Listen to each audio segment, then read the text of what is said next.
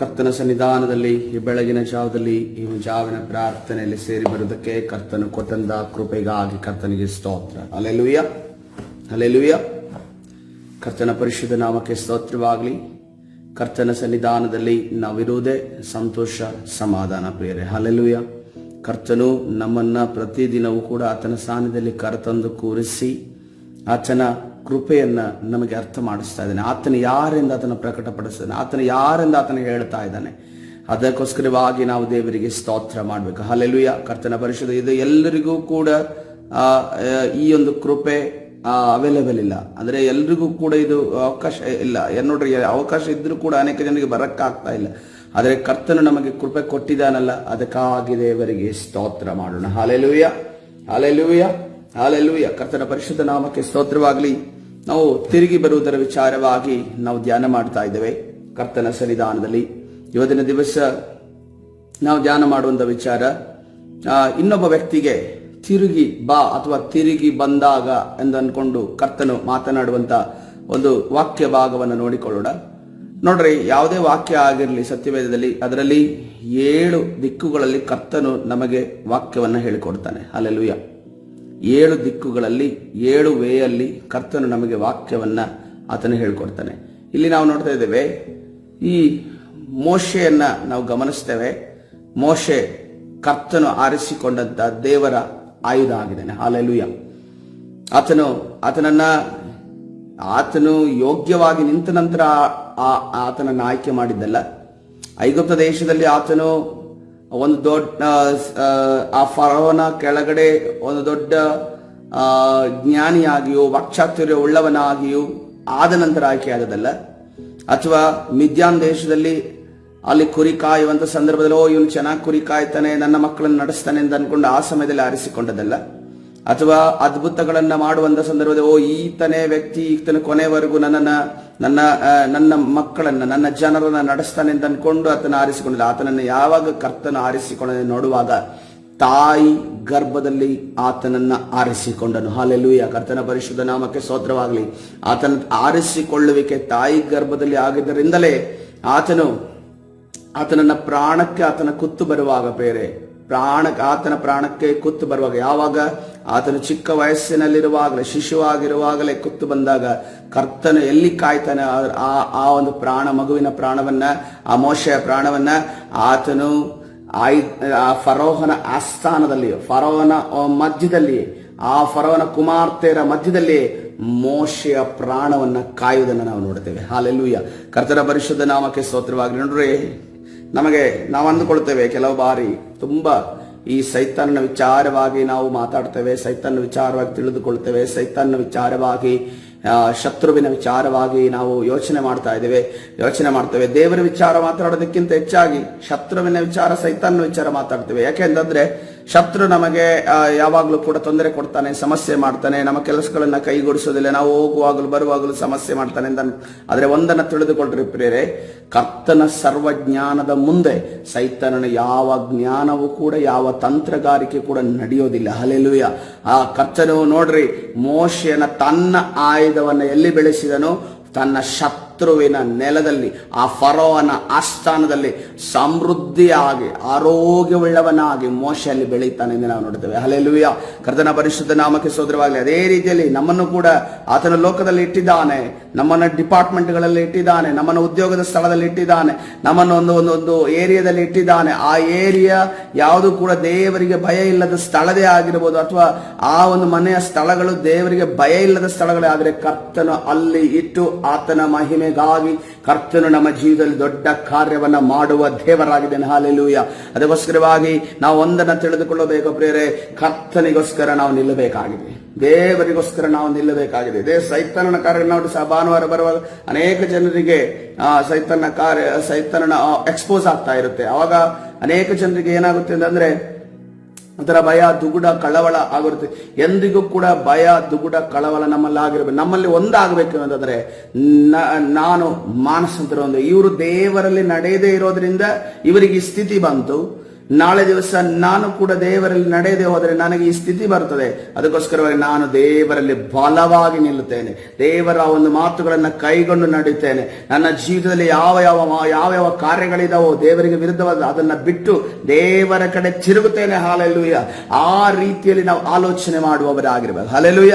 ಕರ್ತನ ಪರಿಶುದ್ಧ ನಾಮಕ್ಕೆ ಸ್ತೋತ್ರವಾಗಲಿ. ವಿಮೋಚನಾ ಕಾಂಡ 4:21 ವಚನದಲ್ಲಿ ಕರ್ತನು ಮೋಶೆಗೆ ಒಂದು ಮಾತನ್ನ ಹೇಳ್ತಾ ಇದ್ದಾರೆ.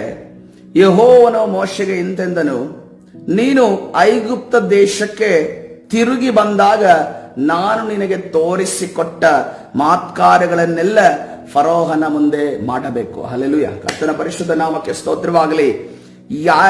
ಎಲ್ಲಿಗೆ ತಿರುಗಿ ಹೋದಾಗ, ಎಲ್ಲಿಗೆ ತಿರುಗಿ ಬಂದಾಗ? ಫರೋಹನ ಕಂಟ್ರಿ, ಫರೋಹನ ದೇಶ, ಐಗುಪ್ತ ದೇಶಕ್ಕೆ, ದೇವರ ಭಯ ಇಲ್ಲದ ಜಾಗ, ಇಸ್ರೇಲರನ್ನ ದಾಸರಾಗಿ ನಡೆಸುತ್ತಿರುವಂತಹ ಜಾಗ, ಇಸ್ರೇಲರನ್ನ ಹಿಂಸೆ ಪಡಿಸುತ್ತಿರುವಂತಹ, ದೇವ ಜನರನ್ನ ಹಿಂಸೆ ಪಡಿಸ ದೇವರ ವಿಚಾರವಾಗಿ ಯಾವುದೇ ಮಾತುಗಳಿಲ್ಲದ ಜಾಗಕ್ಕೆ ಯಾರನ್ನ ಕಳಿಸ್ತಾ ಇದ್ದಾರೆ? ಈ ಮೋಶೆಯನ್ನ ಕಳಿಸಿದ್ದಾರೆ. ಯಾಕೆ? ನೀನು ಚೆನ್ನಾಗಿ ಮನೆ ಕಟ್ಟಿಕೊಂಡು, ಕಾರು ಬಂಗ್ಲೆ ಮಾಡಿಕೊಂಡು, ಅದೇ ರೀತಿಯಲ್ಲಿ ಸಮೃದ್ಧಿಯಿಂದ ಹಣವನ್ನ ಸಂಪಾದನೆ ಮಾಡಿಕೊಂಡು, ಚಿನ್ನಗಳನ್ನ ಪರ್ಚೇಸ್ ಮಾಡಿಕೊಂಡು, ಬೆಳ್ಳಿಗಳನ್ನ ಪರ್ಚೇಸ್ ಮಾಡಿಕೊಂಡು ನೀನು ಚೆನ್ನಾಗಿರೋ ಅಂತ ಅನ್ಕೊಂಡು ಕಳಿಸ್ತಾ ಇಲ್ಲ. ಆತನ ಮಹತ್ ಕಾರ್ಯಗಳನ್ನ ಯಾರ ಮುಖಾಂತರ ಮಾಡುವುದಕ್ಕೆ? ಮೋಶೆಯ ಮುಖಾಂತರ ಮಾಡುವುದಕ್ಕೆ ಕರ್ತನು ಕಳಿಸ್ತಾ ಇದ್ದಾನೆ. ಕೇವಲ ಅದನ್ನ ಕಳಿಸ್ತಿರೋದು ಆತ ನೋಡ್ರಿ, ಕೆಲವರ ಒಂದು ಜೀವಿತದಲ್ಲಿ ಒಂದು ಮಿಷನ್ ಅಥವಾ ಒಂದು ಯೋಜನೆಗೆ ಕಳುಹಿಸುವಾಗ ದೇವರು ತಾನೇ ತರಬೇತಿ ಕೊಡುವ ಆತನಾಗಿದೆ. ನಮ್ಮ ಜೀವಿತದಲ್ಲಿ ಕೂಡ ಸ್ವಲ್ಪ ದಿನಗಳೇ ಇರಬಹುದು, ಅಥವಾ ತಿಂಗಳುಗಳೇ ಇರಬಹುದು, ಅಥವಾ ವರ್ಷಗಳೇ ಇರಬಹುದು, ತರಬೇತಿಯ ದಿನ ಅಂತ ಇರುತ್ತೆ. ನೋಡ್ರಿ, ನನ್ನ ಜೀವಿತದಲ್ಲಿ ಕೂಡ ನಾನು ಆರಂಭದಲ್ಲಿ ಸೇವೆಗೆ ಕರ್ತನು ನನ್ನ ವೇಗವಾಗಿ ಕರೆದನು. ಅದು ನಾನಾಗಿ ಬಂದಿಲ್ಲ, ಕರ್ತನು ತಾನೇ ಆ ಕ್ಷಣದಲ್ಲಿ ಕರೆದ. ಆದ್ರೆ ನನಗೂ ಕೂಡ ಒಂದು ವರ್ಷಗಳ ಕಾಲ ಒಂದು ಪ್ರಿಪರೇಷನ್ ಇತ್ತು. 1 ವರ್ಷಗಳ ಕಾಲ ಪ್ರಿಪರೇಷನ್. ಯಾಕಂದ್ರೆ ನನಗೂ ಗೊತ್ತಿದೆ, ನನಗೆ ಈ ಸೇವಕರು, ಪಾಸ್ಟರ್ ಅನ್ನೋದು ಏನಂತ ಅನ್ಕೊಂಡು ಸ್ಟಾರ್ಟಿಂಗ್ ಅಲ್ಲಿ ಬೈಬಲ್ ಹಿಡಿದಾಗ ನನಗೆ ಗೊತ್ತಾಗಿರ್ಲಿಲ್ಲ, ಏನಿದು ಪಾಸ್ಟರ್ ಅಂದ್ರೆ, ಏನಿದು ಸೇವಕರಂದ್ರೆ ತಂದ್ಕೊಂಡು ಅರ್ಥ ಆಗ್ಲಿಲ್ಲ. ಆದ್ರೆ ಮುಂದೆ ಹೋಗ್ತಾ ಏನಂತಂದ್ರೆ, ಮದುವೆ ಆದಂತ ಸಂದರ್ಭದಲ್ಲಿ ನನ್ನ ಮದುವೆಯಲ್ಲಿ ನಡೆದಂತ ಮದುವೆ ಸಂದೇಶಕರು, ಮತ್ತೆ ಆರಾಧನೆ ನಡೆಸುವವರು, ಮತ್ತೆ ನಮ್ಮ ಸಭಾ ಪಾಲಕರು ಎಲ್ಲರನ್ನ ನೋಡಿ, ಓ ಪಾಸ್ಟರ್ ಅಂದ್ರೆ ಈ ರೀತಿ ಇರ್ತಾರೆ, ಇವರ ಸಂದೇಶವನ್ನು ಸಾರ್ತಾರೆ, ಹಾಡುಗಳನ್ನ ಹಾಡಿ ದೇವರ ನಾಮವನ್ನು ಮಹಿಮೆ ಪಡಿಸ್ತಾರೆ, ಬೇರೆಯವರ ಮನೆಗೆ ಹೋಗಿ ಪ್ರಾರ್ಥನೆಯನ್ನು ಮಾಡ್ತಾರೆ, ಇನ್ನೊಬ್ಬರಿಗೆ ಸಹಾಯ ಅಂತ ಬಂದಾಗ ಅದು ಕಣ್ಣಿಗೆ ಕಾಣುವ ರೀತಿಯಲ್ಲಿ ಸಹಾಯ ಮಾಡೋದಾದ್ರೆ ಸಹಾಯ ಮಾಡ್ತಾರೆ ಅಂತ ಅನ್ಕೊಂಡು ಗೊತ್ತಾಯ್ತು. ಆದ್ರೆ ನಾನು ಎಂದಿಗೂ ಕೂಡ ನನಗೆ ಗೊತ್ತಾದ ಕೂಡಲೇ ಸೇವಕರ ಬಳಿಗೆ ಹೋಗಿ ಆಗ್ಲಿ ಅಥವಾ ಆಂಟಿ ಬಳಿಗೆ ಹೋಗಿ ಆಗ್ಲಿ ಅಥವಾ ಪ್ರಿಯಾಂಕನ ಹತ್ರ ಆದ್ರೆ ಒಂದು ಸಾರಿನೂ ಕೂಡ ಆಯ್ತಲ್ಲ, ನಾನು ಮದುವೆ ಆಗಿ ಈಗ ನನ್ನ ಪೊಸಿಷನ್ ಏನು, ನನ್ನ ಸ್ಥಾನ ಏನು, ನನಗೆ ಯಾವ ಸ್ಥಾನದಲ್ಲಿ ನೀವು ಇಡ್ತೀರಾ ಅಂತ ಅನ್ಕೊಂಡು ಎಂದಿಗೂ ನನ್ನ ಕೇಳಲಿಲ್ಲ. ಫಸ್ಟ್ ನಾನು ಬಂದಿದ್ದು ಸಭೆಗೆ ಬಂದು ನಿಂತಿದ್ದು ಯಾವ್ದ್ರಲ್ಲಿ ಗೊತ್ತಾ? ಕಾಯರ್ ಟೀಮಲ್ಲಿ ಬಂದು ನಿಂತೆ. ನಾನು ಕಾಯರ್ ಟೀಮಲ್ಲಿ ಬಂದು ನಿಂತೆ. ಕಾಯರ್ ಟೀಮಲ್ಲಿ ಕಾಯರ್ ಟೀಮಲ್ಲಿ ನನಗೆ ಅವಕಾಶ ಇರಲಿಲ್ಲ. ನನಗೆ ಏನು ಅಂತಾನು ಗೊತ್ತಿಲ್ಲ. ನನಗೆ ಆಡೋದಕ್ಕೆ ಯಾವ ರೀತಿಯಲ್ಲಿ ಹಾಡಬೇಕು, ಯಾವ ರೀತಿಯಲ್ಲಿ ಇರ್ತದೆ ಅನ್ನೋದನ್ನ ನನಗೆ ಗೊತ್ತಿಲ್ಲ. ಕಾಯರ್ ಟೀಮಲ್ಲಿ ಬಂದು ನಿಂತಾಗ ಈ ರೀತಿಯಲ್ಲಿ ಹಾಡೋದು ಅಂತ ಗೊತ್ತಾಯ್ತು. ಕಾಯರ್ ಟೀಮಲ್ಲಿ ಕೂಡ ಅನೇಕ ಹೋರಾಟಗಳಾಯ್ತು. ಯಾಕೆಂದ್ರೆ ಕೆಲವರು ಏನಂತಂದ್ರೆ ಆ ಸೇವಕರನ್ನೇ ದಬ್ಬುವಂತ ಸಿಂಗರ್ಸ್ ಇದ್ರು ನಮ್ಮ ಮಧ್ಯದಲ್ಲಿ, ಸೇವಕರನ್ನೇ ಬದಿಗೊದ್ದುವಂತ ಸಿಂಗರ್ಸ್ ಇದ್ರು. ಅವರ ಮಧ್ಯದಲ್ಲೂ ಕೂಡ ನಾನು ಸುಮ್ಮನಿದ್ದು ಕರ್ತನ ಸನ್ನಿಧಾನದಲ್ಲಿ ಆರಾಧನೆ ಮಾಡಿದೆ. ಅದೇ ರೀತಿಯಲ್ಲಿ ಆ 1 ವರ್ಷಗಳ ಕಾಲ ನಾನು ಏನು ಇಲ್ಲದವನಾಗಿದೆ. ಎಲ್ರು ಕೂಡ ಏನ್ ಅನ್ಕೊಂಡ್ರು ಅಂತಂದ್ರೆ, ಓ ಯಾರನ್ನೋ ಒಬ್ಬರನ್ನ ಕರ್ಕೊಂಡ್ ಬಂದಿದಾರಲ್ಲ ಅನ್ನೋ ರೀತಿಯಲ್ಲಿ ಆಲೋಚನೆ ಎಲ್ರಿಗೂ ಉಂಟಾಯ್ತು. ಆದ್ರೆ ನೋಡ್ರಿ, ದೇವರ ಅಭಿಷೇಕ, ದೇವರ ನಿಯೋಜನೆ, ದೇವರ ಯೋಜನೆ ಅನ್ನೋದು ಅದು ನನಗೂ ಕೂಡ ಆಶ್ಚರ್ಯಕರವಾಗಿದೆ.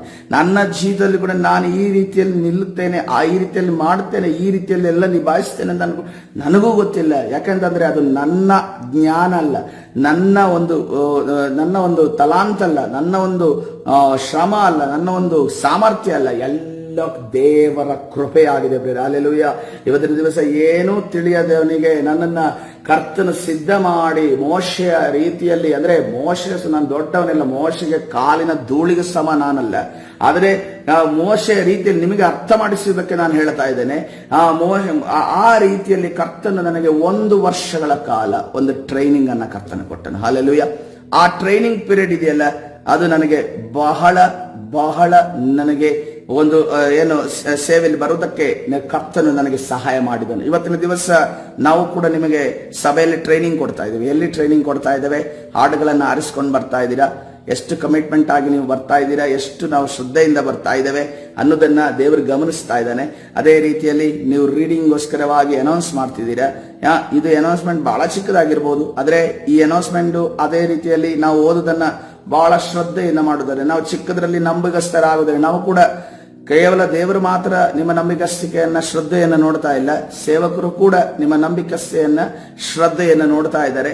ಎಷ್ಟು ಚೆನ್ನಾಗಿ ಅದನ್ನ ನಿಭಾಯಿಸ್ತೀರಾ, ಎಷ್ಟು ಚೆನ್ನಾಗಿ ಅದನ್ನ ಮ್ಯಾನೇಜ್ ಮಾಡ್ತೀರಾ, ಯಾವ ರೀತಿಯಲ್ಲಿ ವಿಧೇಯತೆಯಲ್ಲಿ ನಡ್ಕೊಡ್ತಾ ಇದ್ದೀರಾ, ಆ ಪ್ರಾರ್ಥನೆಯನ್ನ ನಡೆಸುತ್ತಿರೋದಿರ್ಬೋದು, ಇದೆಲ್ಲವೂ ಕೂಡ ಟ್ರೈನಿಂಗ್ ಪೀರಿಯಡ್. ಈ ಟ್ರೈನಿಂಗ್ ಪೀರಿಯಡ್ ಅಲ್ಲಿ ಯಾರು ಉತ್ತೀರ್ಣರಾಗ್ತಾರೋ, ದೇವರ ದೃಷ್ಟಿಯಲ್ಲಿ ಮಾನ್ಯವಾಗಿ ಕಾಣ್ತಾರೋ, ಮುಂದಿನ ದಿವಸದಲ್ಲಿ ಅವರಿಗೆ ಕರ್ತನು ತಾನೇ ನಡೆಸುವಾತನಾಗಿದ್ದಾನೆ. ಯಾಕೆಂದ್ರೆ ನಾವು ದೇವರ ದರ್ಶನವಿಲ್ಲದೆ, ದೇವರ ಆಲೋಚನೆ ಇಲ್ಲದೆ, ದೇವರ ಕರೆಯುವಿಕೆ ಇಲ್ಲದೆ ನಾವು ಯಾರನ್ನು ಕೂಡ ಯಾವ ಒಂದು ಇದರಲ್ಲೂ ಕೂಡ ನಾವು ಮುಂದೆ ತರೋದಕ್ಕಾಗುದಿಲ್ಲ ಪ್ರಿಯರೇ. ಅದಕ್ಕೋಸ್ಕರವಾಗಿ ನಾವು ಮನುಷ್ಯನ ಆಯ್ಕೆ ಆಗಿರಬಾರ್ದು. ಯಾಕಂದ್ರೆ ನೋಡ್ರಿ, ಸೌಲನು ಮನುಷ್ಯನ ಆಯ್ಕೆಯಾಗಿದ್ದನು, ಅವನ ಮನುಷ್ಯನ ಆಯ್ಕೆಯಾಗಿದೆ. ಒಂದು ರಾಜ ಬೇಕು ಅಂತ ಅನ್ಕೊಂಡು ಯಾವಾಗ ಇಸ್ರೇಲ್ರು ಕೇಳಿದಾಗ ದೇವರು ಆ ಮನುಷ್ಯನ ಆಯ್ಕೆಯ ನಿಮಿತ್ತವಾಗಿ ದೇವರು ಮಾಡು ಅಂತ ಅನ್ಕೊಂಡು ಸಮ್ಮೇಳನಗೆ ಹೇಳಿದ್ರು. ಆದರೆ ದಾವೀದನನ್ನು ನೋಡುವಾಗ ದಾವೀದನು ದೇವರ ಆಯ್ಕೆಯಾಗಿದ್ದನು. ಹಲ್ಲೆಲೂಯಾ. ಕರ್ತನ ಪರಿಶುದ್ಧ ನಾಮಕ್ಕೆ ಸ್ತೋತ್ರವಾಗಿ. ಇವತ್ತಿನ ದಿವಸ ದಾವೀದನ ರೀತಿಯಲ್ಲಿ ನಾವು ಆಯ್ಕೆ ಆಗೋದಕ್ಕೆ ಬಯಸ್ತೇವೆ ಪ್ರಿಯರೇ. ದಾವೀದನ ರೀತಿಯಲ್ಲಿ ಅಭಿಷೇಕ ಹೊಂದುವುದಕ್ಕೆ ನಾವು ಬಯಸ್ತೇವೆ. ದಾವೀದನ ರೀತಿಯಲ್ಲಿ ಆತನಿಗೆ ಹೃದಯಕ್ಕೆ ಹತ್ತಿರವಾದವರಾಗಿ ಜೀವಿಸುವುದಕ್ಕೆ ನಾವು ಬಯಸ್ತಿದ್ದೇವೆ ಅನ್ನೋದನ್ನು ಇವತ್ತಿನ ದಿವಸ ನಾವು ನಮ್ಮ ಮನಸ್ಸಿನಲ್ಲಿ ದೃಢ ಮಾಡಬೇಕಾಗಿದೆ. ಹಲ್ಲೆಲೂಯಾ. ಕರ್ತನ ಪರಿಶುದ್ಧ ನಾಮಕ್ಕೆ ಸ್ತೋತ್ರವಾಗಲಿ. ಈಗ ಮೋಶೆಯನ್ನು ತಿರುಗಿ ಹೋಗುವುದಕ್ಕೆ ಕರ್ತನ ಯಾಕೆ ಹೇಳ್ತಾ ಇದ್ದಾನೆ? ನೀನಲ್ಲಿ ಮಹತ್ ಕಾರ್ಯಗಳನ್ನೆಲ್ಲ ಫರೋಹನ ಮುಂದೆ ಮಾಡಬೇಕು. ಹಲ್ಲೆಲೂಯಾ. ನೀನಾಗ ಅಲ್ಲಿ ಹೋಗಿ ನಿಲ್ಲಬೇಕು. ನೀನು ಫರೋಹನ ಎಷ್ಟೇ ಶಕ್ತಿ ಉಳ್ಳವನವನೇ, ಆತನ ಸಾಮ್ರಾಜ್ಯ ಎಷ್ಟೇ ದೊಡ್ಡದಿರಲಿ, ಆತನ ಸೈನ್ಯ ಎಷ್ಟೇ ದೊಡ್ಡದಿರಲಿ, ಆತನ ಪರಾಕ್ರಮಗಳು ಎಷ್ಟೇ ದೊಡ್ಡದಿರಲಿ, ಆತನಲ್ಲಿರುವಂತಹ ವೈಜ್ಞಾನಿಕ ವಿಚಾರಗಳು ಎಷ್ಟೇ ದೊಡ್ಡದಿರಲಿ, ಅವರ ಮುಂದೆ ನೀನು ಹೋಗಿ ಮೋಶೆ ನೀನು ಮಾತನಾಡಬೇಕು. ನಿನ್ನ ಮುಖಾಂತರವೇ ನಾನು ಕಾರ್ಯಗಳನ್ನು ಮಾಡ್ತೀನಿ. ಇವತ್ತಿನ ದಿವಸ ಪ್ರೇರೆ ಈ ಲೋಕದಲ್ಲಿ ನಾವು ಗಟ್ಟಿಯಾಗಿ ನಿಲ್ಲಬೇಕಾಗಿದೆ ಪ್ರೇರೆ. ಹಲ್ಲೆಲೂಯಾ. ನಾವು ದೃಢವಾಗಿ ನಿಲ್ಲಬೇಕಾಗಿದೆ. ನಮ್ಮ ಉದ್ಯೋಗದ ಸ್ಥಳದಲ್ಲಿ, ನಮ್ಮ ಮನೆಯಲ್ಲಿ, ನಮ್ಮ ಸಂಬಂಧಿಕರ ಮಧ್ಯದಲ್ಲಿ, ನೆರೆಹೊರೆಯರ ಮಧ್ಯದಲ್ಲಿ ನಾವು ಭಯ ಪಟ್ಟುಕೊಂಡು ನಿಲ್ಲೋದಲ್ಲ, ನಾವು ದೃಢವಾಗಿ ನಿಲ್ಲಬೇಕು. ನೋಡ್ರಿ, ಈ ಲೋಕದಲ್ಲಿ ಯಾವುದೇ ಒಂದು ಫೆಸಿಲಿಟಿಗಳು, ಯಾವ ವಿಚಾರಗಳು, ಅದೆಲ್ಲವೂ ಕ್ಷಣಿಕವಾದದ್ದು. ಇನ್ನು ದಿವಸಗಳು ನಮಗೆ ಎಲ್ಲವೂ ಸಮೃದ್ಧಿಯಾಗಿ ಚೆನ್ನಾಗಿರೋದಿಲ್ಲ. ದಿನ ಹೋಗ್ತಾ ಹೋಗ್ತಾ ನಿಯಮಗಳು ಹೆಚ್ಚಾಗ್ತವೆ, ಕಾನೂನುಗಳು ಬದಲಾವಣೆ ಆಗ್ತವೆ. ಮನುಷ್ಯ ಏನಂತಂದ್ರೆ ಸರ್ವಾಧಿಕಾರವನ್ನು ಮಾಡುವುದಕ್ಕೋಸ್ಕರವಾಗಿ ತನ್ನ ಕಂಟ್ರೋಲ್ಗೆ ಎಲ್ಲವನ್ನ ತೆಗೆದುಕೊಳ್ಳೋದಕ್ಕೋಸ್ಕರ ಪ್ರಯತ್ನ ಪಡ್ತಾರೆ. ಆವಾಗ ದೇವರಿಗೋಸ್ಕರ ಯಾರು ನಿಲ್ತಾರೆ? ನೋಡ್ರಿ, ಕೊರೋನಾ ಬರುವಂತ ಸಂದರ್ಭದಲ್ಲಿ ಅನೇಕ ಜನರು ರಕ್ಷಣೆ ಹೊಂದಿದ್ರು. ಅನೇಕ ಮಾತ್ಕಾರ್ಯಗಳ ಅದ್ಭುತಗಳು ನಡೆದವು. ಅನೇಕ ಜನರು ಹಿಂಜಾರಿ ಹೋದ್ರು. ಗೊತ್ತಾ? ಅನೇಕ ಜನರು ಹಿಂಜಾರಿ ಹೋದ್ರು. ಕೊರೋನಾ ಬಂತು, ನನ್ನನ್ನ ಅಥವಾ ಅನೇಕ ಜನರು ಸಾಯ್ತಾ ಇದ್ದಾರೆ ಅಂತಂದು ಅಂದಾಗ, ಭಯ ಮೂಡಿ ಹೋದಾಗ, ಆವಾಗ ಅನೇಕ ಜನರು ಹಿಂಜಾರಿ ಹೋದ್ರು. ಇವತ್ತಿನ ದಿವಸ ಪ್ರಿಯರೇ, ನಾವು ಎಂಥ ಶೋಧನೆಗಳು, ಕಷ್ಟಗಳು, ನೋವುಗಳು, ಬಾಧೆಗಳು, ಬೇನೆಗಳು ಬಂದರೂ ಕೂಡ ದೇವರಿಗೋಸ್ಕರ ನಿಲ್ಲುವಂತ ಜನರು ಇಲ್ಲಿದ್ದಾರೆ ಪ್ರಿಯರೇ. ನನ್ನ ಕೈಗಳನ್ನು ನೋಡ್ಬೋದಾ? ದೇವರಿಗೋಸ್ಕರ ನಿಲ್ಲುವಂತಹ ಜನರು ಇದ್ದೀರಾ. ಹಲ್ಲೆಲೂಯಾ. ಹೋರಾಟ. ನೋಡ್ರಿ, ಸಭೆ ಅನ್ನೋದು ಅದು ಕಾರು, ಬಂಗ್ಲೆ, ಹಣ, ಚಿನ್ನ, ಬೆಳ್ಳಿಯನ್ನ ಸಂಪಾದನೆ ಮಾಡುವುದಕ್ಕೋಸ್ಕರ, ವಿಶ್ವಾಸಿಗಳಿಗೋಸ್ಕರ ಆಗ್ಲಿ, ಸೇವೆಗಳಿಗೋಸ್ಕರ ಆಗ್ಲಿ ಕಲಿಸುವುದಕ್ಕೆ ಇರುವಂತಹ ಒಂದು ಸ್ಥಳವಲ್ಲ. ಸಭೆ ಅನ್ನುವಂತ ಸ್ಥಳ ಏನಿದೆ ಗೊತ್ತಾ? ಅದು ದೇವರ ಮುಂದಿನ ಕಠಿಣ ಕಾಲಕ್ಕೋಸ್ಕರವಾಗಿ ಸಿದ್ಧ ಮಾಡೋದಕ್ಕೆ ಇರುವಂತ ಸ್ಥಳ ಆಗಿದೆ. ಹಲ್ಲೆಲೂಯಾ. ದೇವರಿಗೋಸ್ಕರ ಯಾವ ರೀತಿ ನೀನು ನಿಲ್ಲಬೇಕು, ಯಾವ ರೀತಿ ನೀನು ಜಯಿಸಬೇಕು ಅನ್ನೋದನ್ನ ಹೇಳಿಕೊಡುವಂತ ಸ್ಥಳ ಸಭೆ ಆಗಿದೆ. ಹಲ್ಲೆಲೂಯಾ. ಕರ್ತನ ಪರಿಶುದ್ಧನ. ನೋಡ್ರಿ, ಫರೋಹನ ಮುಂದೆ ನೀನು ಮಾಡಬೇಕು. ಆದ್ರೆ ಫರೋಹನ ಏನ್ ಮಾಡ್ತಾನಂತೆ? ಆದರೂ ನಾನು ಅವನ ಹೃದಯವನ್ನು ಕಠಿಣಪಡಿಸುವೆನಾದ್ದರಿಂದ ಅವನು ಜನರನ್ನು ಹೋಗಗೊಡಿಸಲಿಲ್ಲ. ಹಲ್ಲೆಲೂಯ. ಕರ್ತನ ಪರಿಶುದ್ಧ ನಾಮಕ್ಕೆ ಸ್ತೋತ್ರವಾಗಲಿ. ದೇವರೇ ಕಠಿಣ ಪಡಿಸ್ತಾ ಇದ್ದಾನೆ, ದೇವರೇ ಮಾತು ಕಾರ್ಯ ಮಾಡ್ತಾ ಇದ್ದಾನೆ. ನಾವಾಗ ಅನ್ಸಬಹುದು ಇದ್ಯಾಕೆ ಈ ರೀತಿಯಲ್ಲಿ.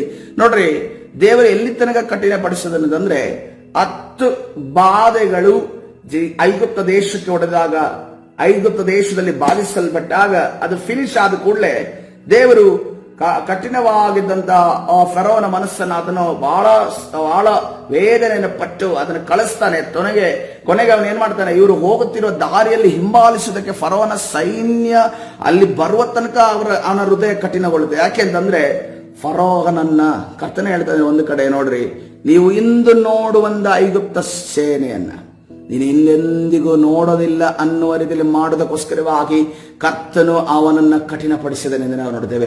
ಮತ್ತು ಅಲ್ಲಿ 10 ದುರಾತ್ಮಗಳು ಆಳ್ತಾ ಇದ್ವು. ಆ 10 ಏನೇನು ಬಾಧೆಗಳಿದ್ದಾವೋ, ಆ ಏನೋ ಪ್ರಾಣಿಗಳಿಂದ ಬಾಧಿಸಲ್ಪಟ್ಟಿದವೋ ಆ ಎಲ್ಲ ಪ್ರಾಣಿಗಳನ್ನ ಐಗುಪ್ತ ದೇಶದವರು ಆರಾಧನೆ ಮಾಡ್ತಾ ಇದ್ರು. ಆ ಆರಾಧನೆ ಮಾಡ್ತಿರುವಂತ ಆ ಒಂದು ಪ್ರಾಣಿಗಳಿಂದಲೇ ಇವರಿಗೆ ವೇದನೆ, ಕಷ್ಟ, ನೋವು ಬಂದಾಗ ಅವರಿಗೂ ಕೂಡ ಕರ್ತನ ಅವಕಾಶ ಕೊಟ್ಟ ರಕ್ಷಣೆ ಆಗೋದಕ್ಕೆ.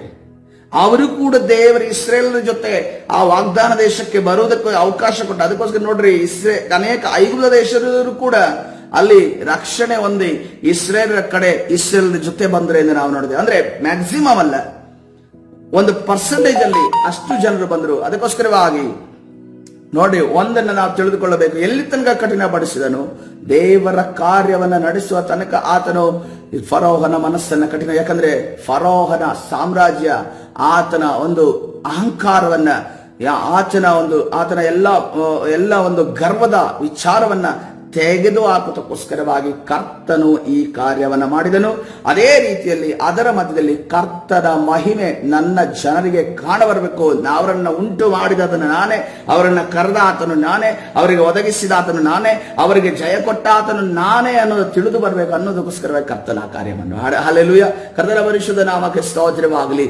ನೋಡ್ರಿ, ವಿಮೋಚನಾ ಕಾಂಡ 14ನೇ 13ನೇ ವಚನ, ವಿಮೋಚನಾ ಕಾಂಡ 14ನೇ 13ನೇ ವಚನ,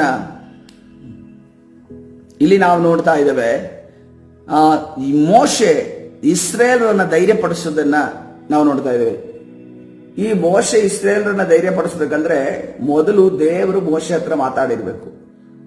ಮೋಶೆ ಸ್ವತಃ ಧೈರ್ಯಪಡಿಸಲು ಸಾಧ್ಯವಿಲ್ಲ. ಕರ್ತನು ಮೊದಲೇ ಹೇಳ್ತಾನೆ ಆತನಿಗೆ ಈ ಕಾರ್ಯವನ್ನ. ಆದ್ರೆ ಮೋಶೆ ಆ ಜನರಿಗೆ, ನೀವು ಅಂಜಬೇಡ್ರಿ, ಸುಮ್ಮನೆ ನಿಂತುಕೊಂಡಿದ್ದು ಯೆಹೋವನು ಈ ಹೊತ್ತು ನಿಮ್ಮನ್ನು ರಕ್ಷಿಸುವ ರೀತಿಯನ್ನು ನೋಡಿರಿ. ನೀವು ಈ ಹೊತ್ತು ನೋಡುವ ಐಗುಪ್ತರನ್ನ ಇನ್ನು ಮುಂದೆ ಎಂದಿಗೂ ನೋಡೋದಿಲ್ಲ. ಹಲ್ಲೆಲೂಯಾ.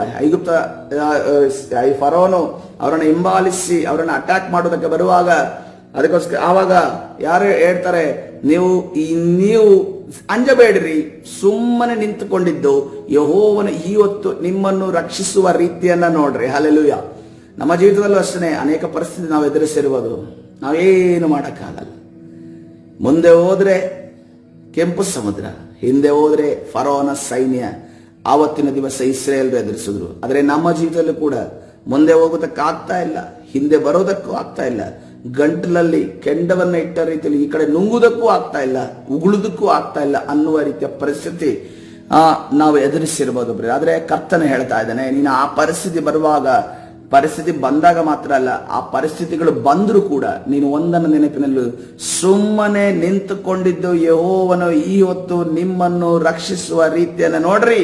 ನೀವು ಈ ಹೊತ್ತು ನೋಡುವ ನಿನ್ನ ಈ ಒಂದು ದಿನಮಾನಗಳಲ್ಲಿ ನೀನು ನೋಡ್ತಿರುವಂತ ಸಮಸ್ಯೆ ಇನ್ನೆಂದಿಗೂ ನೀನು ನೋಡೋದಿಲ್ಲ. ಯಾವಾಗ ನೀನು ಸುಮ್ಮನೆ ದೇವರಲ್ಲಿ ನಿಂತರೆ ಮಾತ್ರವೇ, ನೀನು ಸುಮ್ಮನೆ ದೇವರನ್ನ ಭರವಸೆ ಇಟ್ಟರೆ ಮಾತ್ರವೇ, ನೀನು ಸುಮ್ಮನೆ ದೇವರಲ್ಲಿ ಇದು ನಂಬಿಕೆ ಇಟ್ಟರೆ ಮಾತ್ರವೇ. 14ನೇ ವಚನ, ಯೆಹೋವನೇ ನಿಮಗಾಗಿ ಯುದ್ಧ ಮಾಡುವನು, ನೀವಂತೂ ಸುಮ್ಮನೆ ಇರ್ರಿ. ಹಲ್ಲೆಲೂಯಾ. ಕರ್ತನ ಪರಿಶುದ್ಧ ನಾಮಕ್ಕೆ ಸ್ತೋತ್ರವಾಗಲಿ. ನಾನು ನಂಬುತ್ತೇನೆ, ಕೆಲವರ ಜೀವಿತದಲ್ಲಿ ನಾವು ಸೇವಕರಿಗೂ ನಮಗೆ ಗೊತ್ತಿದೆ, ಅನೇಕ ಅವನ ಒಂದು ಕಾರ್ಯಗಳಲ್ಲಿ ದೇವರ ಕಾರ್ಯ ನಡೆದಿರುವುದನ್ನ ನಾವು ಗಮನಿಸಿ ಇವತ್ತಿನ ದಿವಸ ಕರಗಳನ್ನೆತ್ತಿ ಸ್ತೋತ್ರ ಹೇಳೋಣ ಪ್ರಿಯರೇ. ನನ್ನ ಜೀವಿತದಲ್ಲಿ ಕರ್ತನೆ ನೀನು ಯುದ್ಧ ಮಾಡಿದಕ್ಕಾಗಿ ಸ್ತೋತ್ರ. ಕರ್ತನೆ ನನ್ನ ಜೀವಿತದಲ್ಲಿ ಮಾತ್ಕಾರ್ಯ ಮಾಡಿದಕ್ಕಾಗಿ ಸ್ತೋತ್ರ. ನಾನು ಇಕ್ಕಟ್ಟಿನಲ್ಲಿ ಸಿಕ್ಕಾಗ ನನ್ನ ಕತೆ ಮುಗಿಯಿತು ಅಂತ ಅನ್ಕೊಂಡು ನೆನೆಸುವಾಗ ನನ್ನ ರಕ್ಷಣೆ ಹೋಯ್ತು, ನನ್ನ ಇನ್ನು ಮುಂದೆ ಯೇಸು ಎನ್ನುವಂತ ನಾಮವನ್ನು ನನಗೆ ಕರೆಯುವುದಕ್ಕೆ ಸಾಧ್ಯ ಇಲ್ಲ ಅನ್ನುವ ರೀತಿಯಲ್ಲಿ ಇದ್ದಂತ ಸಂದರ್ಭ ಕರ್ತನು ತಾನೇ ನಮಗೆ ಸುಮ್ಮನೆ ನಾವು ನಿಂತಾಗ ಕರ್ತನು ಯುದ್ಧ ಮಾಡಿ ಬಿಡುಗಡೆಯನ್ನು ಕೊಟ್ಟಿದ್ದಾನೆ. ಹಾಲೆಲೂಯ. ಕರ್ತನ ಪರಿಶುದ್ಧ ನಾಮಕ್ಕೆ ಸ್ತೋತ್ರವಾಗಲಿ. ಅದಕ್ಕೋಸ್ಕರವಾಗಿ ಪ್ರೇರೆ, ಮುಂದೆ ಕೂಡ ನಾವು ಮೇಲ್ಮಟ್ಟಕ್ಕೆ ಹೋಗುವಾಗ ನಮಗೆ ಸವಾಲುಗಳು ಬರ್ತವೆ. ನಮಗೆ ಅನೇಕ ಎದುರಿಸುವಿಕೆ, ಸೈತಾನನ ಎದುರಿಸುವಿಕೆ ಕಾರ್ಯಗಳು ಬರ್ತವೆ. ಆ ಎದುರಿಸುವಿಕೆ ಕಾರ್ಯಗಳು ಬರುವಾಗ ಕರ್ತನೆ ಹೇಳ್ತಾ ಇದ್ದೇನೆ, ನಾವೇನು ಮಾಡಿ, 1 ಕೊರಿಂಥ ಬರೆದ ಪತ್ರಿಕೆ 16ನೇ ಅಧ್ಯಾಯ 13ನೇ ವಚನ, 1 ಕೊರಿಂಥ ಬರೆದ ಪತ್ರಿಕೆ 16ನೇ ಅಧ್ಯಾಯ 13ನೇ ವಚನ, ಎಚ್ಚರವಾಗಿರ್ರಿ, ಕ್ರಿಸ್ತ ನಂಬಿಕೆಯಲ್ಲಿ ದೃಢವಾಗಿ ನಿಲ್ಲಿರಿ. ತೆಗೆದ್ರೆ ಎಲ್ಲ ಈ ವಾಕ್ಯವನ್ನು ನೋಡ್ರಿ ಪ್ರಿಯರೇ, ನಾವು ಏನಾಗಬೇಕು, ನಾವು ಯಾವ ರೀತಿ ಇರಬೇಕು ಅನ್ನೋದನ್ನ ಅದರಲ್ಲಿ ಬರೆಯಲ್ಪಟ್ಟಿದೆ. ಎಚ್ಚರವಾಗಿರಬೇಕಂತೆ. ಒಬ್ಬ ಸೈನ್ಯದಲ್ಲಿ ಇರುವಂತ ವ್ಯಕ್ತಿ ಯಾವಾಗಲೂ ಕೂಡ ಎಚ್ಚರವಿರಬೇಕು. ನಮ್ಮ ಆತ್ಮ ಎಚ್ಚರವಿಲ್ಲ, ನಮ್ಮ ಆತ್ಮ ಪ್ರಾರ್ಥನೆ ಮಾಡೋದಕ್ಕೆ ಬಯಸ್ತಿಲ್ಲ, ಪ್ರಾರ್ಥನೆ ಮಾಡಿ ತಿಂಗಳಾನುಗಟ್ಲೆ ವಾರಗಟ್ಲೆ ಆಗಿದೆ ಅಂತಂದ್ರೆ ನಮ್ಮ ಆತ್ಮ ಎಚ್ಚರವಿಲ್ಲ. ನಾವು ಸ್ತುತಿ ಮಾಡಿ ಆರಾಧನೆ ಮಾಡಿ ಹೃದಯದ ಅಂತರಾಳದಿಂದ ಆರಾಧನೆ ಮಾಡಿ ಎಷ್ಟೋ ದಿವಸಗಳಾಗಿದೆ, ನಮ್ಮ ಆತ್ಮ ಎಚ್ಚರ ಇಲ್ಲ. ನಾವು ಸತ್ಯವೇದವನ್ನ ಓದಿ ಎಷ್ಟೋ ದಿನ ಆಗಿದೆ ಅಂತಂದ್ರೆ ನಿನ್ನ ಆತ್ಮ ಎಚ್ಚರ ಇಲ್ಲ. ಹೇಗಿದೆ ಅಂದ್ರೆ ನೋಡ್ರಿ, ಈ ಎಷ್ಟೋ ದಿನಗಳ ಕಾಲ ಈ ಫಾರಿನಲ್ಲೆಲ್ಲ ಈ ಒಂದು ಶವ ಸಂಸ್ಕಾರ ಮಾಡುವಂತ ಸಂದರ್ಭದಲ್ಲಿ ಫಾರಿನಲ್ಲೆಲ್ಲ ಯಾರಾದ್ರೂ ಅವ್ರ ಮಗನೋ ಅವ್ರ ಚಿಕ್ಕವನ ಮಗನೋ ಯಾರಾದ್ರೂ ಇದ್ರೆ ಅವರನ್ನ ಕಫಿನಲ್ಲಿ ಹಾಕಿಟ್ಟಿರ್ತಾರೆ, ಐಸಲ್ಲಿ ಇಟ್ಟಿರ್ತಾರೆ. ಆ ಐಸಲ್ಲಿ ಹಾಕಿ ಅದು ನೋಡ್ರಿ, ಅದೆಷ್ಟು ಶವ ಇದ್ರೂ ಕೂಡ, ಏನೇ ಆದ್ರೂ ಕೂಡ ಅದು ಶವವೇ. ಅದೇ ರೀತಿಯಲ್ಲಿ ನಾವು ವಿಶ್ವಾಸಿ ಜೀವಿತದಲ್ಲಿ ನಾವು ಈ ಕಾರ್ಯಗಳನ್ನು, ಪ್ರಾರ್ಥನೆ, ಸತ್ಯವೇದನ ಆರಾಧನೆ ಮಾಡದೆ ನಾವು ಸುಮ್ಮನಿದ್ದೇವೆ ಅನ್ನೋದಾದ್ರೆ ನಾವೇನಾಗಿದ್ದೇವೆ? ಕಫಿನಲ್ಲಿರುವಂತಹ ಶವವಾಗಿದ್ದೇವೆ. ನಮ್ಮನ್ನ ನೋಡ್ಕೊಂಡು ಹೋಗ್ತಾ ಇದ್ದಾರೆ. ಕಫಿನಲ್ಲಿರುವಂತಹ ಶವಕ್ಕೆ ಏನ್ ಬೆಲೆ ಇರುತ್ತೆ ಪ್ರಿಯರೇ? ಅದಕ್ಕೋಸ್ಕರವಾಗಿ ಇವತ್ತಿನ ದಿವಸ ಆ ಒಂದು ಶವದ ಡಬ್ಬದಲ್ಲಿರುವಂತಹ ಶವದ ರೀತಿಯಲ್ಲಿ ನಾವು ಜೀವಿಸಿದೆ, ನಾವು ಜೀವ ಉಳ್ಳವರಾಗಿ ಜೀವಿಸಬೇಕು. ಹಾಲೆಲೂಯ. ಕರ್ತನ ಪರಿಶುದ್ಧ ನಾಮಕ್ಕೆ ಸ್ತೋತ್ರವಾಗಲಿ. ಕರ್ತನ ಅಷ್ಟು ಮಾತ್ರವಲ್ಲ, ಮುಂದೆ ಹೇಳ್ತಾ ಇದ್ದೇನೆ, ನೀನು ಕೇವಲ ಎಚ್ಚರವಾಗಿದ್ದು ದೃಢವಾಗಿ ನಿಲ್ಲೋದು ಮಾತ್ರ ಅಲ್ಲ, ನೀನೇನಾಗಬೇಕು? ಡಿಫೆನ್ಸ್ ಮಾತ್ರ ಮಾಡೋದಲ್ಲ, ನೀನು ಅಟ್ಯಾಕ್ ಮಾಡುವವನಾಗಿರ್ಬೇಕು. ಯಾವ ರೀತಿ ಇರಬೇಕು? ಶೂರರಾಗಿರ್ರಿ, ಬಲಗೊಳ್ಳಿರಿ. ನೀವು ಮಾಡೋದನ್ನೆಲ್ಲ ಏನಿಂದ ಮಾಡ್ಬೇಕಂತೆ? ಪ್ರೀತಿಯಿಂದ ಮಾಡ್ರಿ. ಹಲ್ಲೆಲೂಯ. ಕರ್ತನ ಪರಿಶುದ್ಧ ನಾಮಕ್ಕೆ ಸ್ತೋತ್ರ. ಪ್ರವಾದನೆಗಳಿಲ್ಲದೆ ಹೋಗ್ತದೆ, ವಾಣಿಗಳು ಇಲ್ಲದೆ ಹೋಗ್ತದೆ, ಪ್ರೀತಿ ಮಾತ್ರ ನಿತ್ಯ ನಿರಂತರವಾಗಿರುತ್ತದೆ ಪ್ರೇರೆ. ಹಾಲೆಲೂಯ. ಕರ್ತನ ಪ್ರೀತಿ ನಮ್ಮಲ್ಲಿ ನೆಲೆಗೊಳ್ಳುವುದಾಗ್ಲಿ. ಹಾಲೆಲೂಯ. ನೋಡ್ರಿ, ಎಫೆಸ ಬರೆದ ಪತ್ರಿಕೆ 6ನೇ ಅಧ್ಯಾಯ 13ನೇ ವಚನ, ಎಫೆಸ ಬರೆದ ಪತ್ರಿಕೆ 6ನೇ ಅಧ್ಯಾಯ 13ನೇ ವಚನ, ಕರ್ತನು ಮೋಶೆಯನ್ನು ಐಗುಪ್ತ ದೇಶಕ್ಕೆ ತಂದು ನಿಲ್ಲಿಸಿದ ರೀತಿಯಲ್ಲಿ ನಿನ್ನನ್ನು ಇವತ್ತಿನ ದಿವಸ ಈ ಲೋಕದಲ್ಲಿ ನಿಲ್ಲಿಸಿದ್ದಾನೆ. ನಿನ್ನನ್ನು ಇವತ್ತು ದಿವಸ ಕುಟುಂಬದ ಮಧ್ಯದಲ್ಲಿ ನಿಲ್ಲಿಸಿದ್ದಾನೆ. ನಿನ್ನನ್ನು ಇವತ್ತು ದಿವಸ ಉದ್ಯೋಗದ ಸ್ಥಳದಲ್ಲಿ ನಿಲ್ಲಿಸಿದ್ದಾನೆ.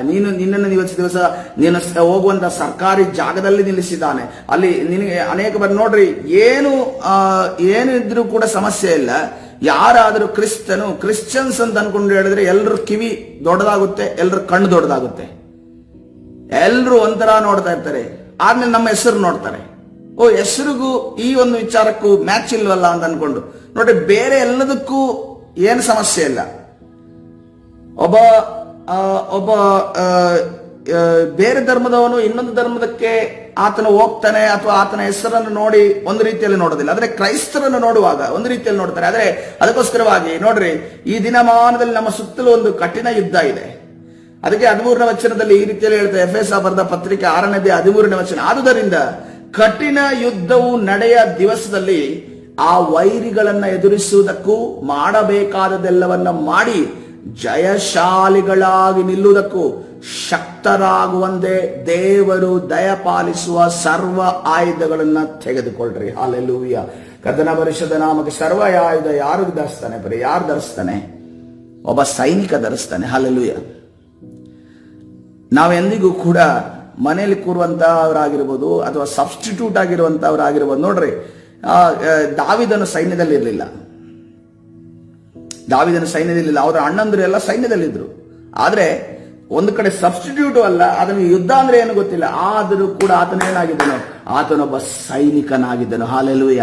ಆತನೊಬ್ಬ ಯುದ್ಧ ಮಾಡುವಂತ ವ್ಯಕ್ತಿ ಆಗಿದ್ದನು. ಆತನ ಒಳಗಡೆ ಆ ಪರಾಕ್ರಮ ಇತ್ತು ಬ್ರದರ್. ಯಾಕೆಂದ್ರೆ ಆತನ ಒಳಗಡೆ ಯೇಸುವಿನ ನಾಮ ಇತ್ತು. ಹಾಲೆಲೂಯ. ಇವತ್ತಿನ ದಿವಸ ನಮ್ಮೊಳಗಡೆ, ಇವತ್ತಿನ ದಿವಸ ಆ ಒಂದು ಈ ಕಠಿಣ ಯುದ್ಧವನ್ನ ಮಾಡೋದಕ್ಕೆ ಈಗಲೂ ಕೂಡ ಮನಸ್ಸು ನಮಗೆ ಪ್ರಿಪೇರ್ ಆಗಿಲ್ಲ ಅಂತಂದ್ರೆ, ಈಗಲೂ ಕೂಡ ನನಗೆ ಆಶೀರ್ವಾದ ಬಂದ್ರೆ ಸಾಕು, ಅದ್ಭುತ ಬಂದ್ರೆ ಸಾಕು, ನಮ್ಮ ಮಕ್ಕಳಿಗೆ ಒಂದು ಈ ರೀತಿಯಲ್ಲಿ ಆದ್ರೆ ಸಾಕು, ನನ್ನ ಒಂದು ತಂದೆಗೆ ಈ ರೀತಿಯಲ್ಲಿ ಆದ್ರೆ ಸಾಕು, ನನಗೊಂದು ಟ್ರಾನ್ಸ್ಫರ್ ಆದ್ರೆ ಸಾಕು, ನನಗೊಂದು ಬಿಡುಗಡೆ ಸಿಕ್ಕಿದ್ರೆ ಸಾಕು, ನನಗೆ ಹೈಕ್ ಆದ್ರೆ ಸಾಕು, ನನಗೆ ಸಂಬಳ ಬಡ್ತಿ ಸಿಕ್ಕಿದ್ರೆ ಸಾಕು, ನನಗೆ ಪ್ರಮೋಷನ್ ಸಿಕ್ಕಿದ್ರೆ ಸಾಕು, ಇಷ್ಟೇ ಮನಸ್ಸಲ್ಲಿ ಜೀವನ ಮಾಡ್ತಿದ್ರೆ ಅಂತಂದ್ರೆ ನಮಗೆ ಮುಂದಿನ ದಿನಮಾನದಲ್ಲಿ ಕ್ರಿಸ್ತನ ನಿಲ್ಲೋದಕ್ಕೆ ಕಷ್ಟ ಉಂಟು. ಈ ವಿಚಾರಗಳನ್ನ ನಾನು ಈಗಲೇ ಬಂದಿರುವಂತಹ ವಿಶ್ವಾಸಿಗಳ ಮಧ್ಯದಲ್ಲಿ ಹೇಳೋದಕ್ಕೆ ಸಾಧ್ಯ ಇಲ್ಲ. ಪ್ರತಿ ದಿನವೂ ಕರ್ತನ ಸನ್ನಿಧಿಯಲ್ಲಿ ಸಿದ್ಧವಾಗುತ್ತಿರುವಂತಹ ನಿಮ್ಮ ಮುಂದೆ ಈ ಮಾತನ್ನು ನಾನು ಹೇಳಲು ಸಾಧ್ಯ. ಇದು ನೋಡ್ರಿ, ಅದ್ಭುತ ಆಶೀರ್ವಾದ ಎಲ್ಲವೂ ಕೂಡ ಕರ್ತನು ಆಟೋಮೆಟಿಕಲಿ ಕೊಡ್ತಾನೆ. ಆದ್ರೆ ನೋಡ್ರಿ, ಮೋಶೆ ಮತ್ತು ಆರೋನ ಇಬ್ಬರನ್ನ ಐಗುಪ್ತ ದೇಶ, ಇಡೀ ಐಗುಪ್ತ ದೇಶದ ಶತ್ರು ಪಾಳೆಯದ ಮಧ್ಯದಲ್ಲಿ ನಿಲ್ಲಿಸಿ ಕರ್ತನು ನಡೆಸಿದನು. ಕರ್ತನಿ ಮಾತಾಡು ಅಂತ ಹೇಳುವಾಗ ಅಷ್ಟು ಸುಲಭವಾದ ಮಾತಾಗಿರಲಿಲ್ಲ ಅದು. ಆದ್ರೆ ಮೋಶೆಯಿಂದ ಸಾಧ್ಯವಾಯ್ತಲ್ಲ. ಇವತ್ತಿನ ದಿವಸ ಮೋಶೆ ನಮ್ಮ ಮಧ್ಯದಲ್ಲಿ ಇಲ್ಲ ಪ್ರಿಯರೇ. ಮೋಶೆ ಸ್ಥಾನದಲ್ಲಿ ಒಂದೊಂದು ಸ್ಥಳದಲ್ಲಿ ನಾವಿದ್ದೇವೆ. ಕರ್ತನು ನಮಗೆ ಅದನ್ನ ಹೇಳ್ತಾ ಇದ್ದಾನೆ, ನಾವು ಧೈರ್ಯವಾಗಿ ಮುನ್ನುಗ್ಗೋದಕ್ಕೋಸ್ಕರ ಆತನ ಹೇಳ್ತಾ ಇದ್ದಾನೆ, ನೀವು ಜಯಶಾಲಿಗಳಾಗಿ ನಿಲ್ಲುವುದಕ್ಕೂ ಶಕ್ತರಾಗುವಂತೆ ದೇವರು ದಯಪಾಲಿಸುವ ಏನ್ ಮಾಡ್ಬೇಕಂತೆ? ಸರ್ವ ಆಯುಧಗಳನ್ನ ತೆಗೆದುಕೊಳ್ಳ್ರಿ. Hallelujah, hallelujah. ಇವತ್ತಿನ ದಿವಸ ನಮಗೆ ಸಾಧ್ಯನ ಪ್ರಿಯರೇ? ನಮಗೆ ಸಾಧ್ಯನ ಕರ್ತನ ಸನ್ನಿಧಾನದಲ್ಲಿ ಬಲಗೊಳ್ಳುವುದಕ್ಕೆ? ನಿನ್ನನ್ನು ತಿರುಗಿ ಹೋಗಿ ಕರ್ತನು ಈ ಲೋಕದ ಮಧ್ಯದಲ್ಲಿ ನಿಲ್ಲಿಸುವಾಗ ನೀನು ತಿರುಗಿ ಬಂದಾಗ ಏನ್ ಮಾಡಬೇಕಂತೆ ಮೋಶೆಗೆ ಹೇಳಿದೆ, ನೀನು ಏನ್ ಮಾಡಿದೆ? ನಾನು ತೋರಿಸಿಕೊಟ್ಟ, ನಾನು ನಿನಗೆ ಬೋಧಿಸಿದಂತ, ನಾನು ನಿನಗೆ ಸುವಾರ್ತೆ ಸಾರಿದಂತ ನೀನು ಮಾತ್ಕಾರ್ಯಗಳನ್ನ ಯಾರ ಮುಂದೆ ಮಾಡಬೇಕು? ನೀನು ಈ ಲೋಕದ ಜನರ ಮುಂದೆ, ಅನ್ಯ ಜನರ ಮುಂದೆ ಮಾಡಬೇಕಾಗಿದೆ. ಎಷ್ಟು ಜನ ಸಿದ್ಧರಿದ್ದೀರಾ ಪ್ರಿಯರೇ? ಹಲ್ಲೆಲೂಯ. ಆ ರೀತಿಯಲ್ಲಿ ಸವಾಲು ಎಸೆಯುವ ಜೀವಿತವನ್ನ ಮಾಡೋದಕ್ಕೆ ಈ ಸಮಯದಲ್ಲಿ ಎಷ್ಟು ಜನ ಸಿದ್ಧರಿದ್ದೀರಾ? ಹಲ್ಲೆಲೂಯ. ನಮಗೆ ಕಷ್ಟಗಳು, ಶೋಧನೆಗಳು ಬರ್ತವೆ, ಅದಕ್ಕೆ ಜಯಿಸುವುದಕ್ಕೆ ಕರ್ತನು ಮಾರ್ಗವನ್ನು ತೆರೆಯುತ್ತಾನೆ. ಇವತ್ತಿನ ದಿವಸ ಪ್ರಾರ್ಥನೆ ಮಾಡಿಕೊಳ್ಳೋಣ. ಪರಿಶುದ್ಧನಾದ ದೇವರ ನಿನ್ನ ನಾಮಕ್ಕೆ ಸ್ತೋತ್ರ. ಕರ್ತನೇ, ಹೌದು ಸ್ವಾಮಿ. ಕರ್ತನೇ, ಮೋಶೆಗೆ ನೀನು ಹೇಳಿದೆ, ನೀನು ಐಗುಪ್ತ ದೇಶಕ್ಕೆ ತಿರುಗಿ ಬಂದಾಗ, ತಿರುಗಿ ಹೋದಾಗ ನಾನು ಹೇಳಿದ ರೀತಿಯಲ್ಲಿ, ನಾನು ಹೇಳಿಕೊಟ್ಟ ರೀತಿಯಲ್ಲಿ ಕಾರ್ಯಗಳನ್ನು ಮಾಡಬೇಕು. ಹಾಲೆಲೂಯ. ಕರ್ತನೆ, ಅದೇ ರೀತಿಯಲ್ಲಿ ನೀನು ಮಾಡಿದ ಅದ್ಭುತಗಳನ್ನೇ ಕರ್ತನೆ ಪೇತ್ರನ ಮುಖಾಂತರ, ಪೌಲನ ಮುಖಾಂತರ, ಅನೇಕ ಅಪೊಸ್ತಲನ ಮುಖಾಂತರ ನೀನು ಮಾಡಿದೆ. ಕರ್ತನೆ, ನಮ್ಮ ಜೀವಿತದಲ್ಲಿ ನೀನು ಮಾಡಲು, ಕರ್ತನೆ ನಮ್ಮ ಮುಖಾಂತರವು ಮಾಡಲು ನೀನು ಶಕ್ತನಾಗಿದೆ ಕರ್ತನೆ.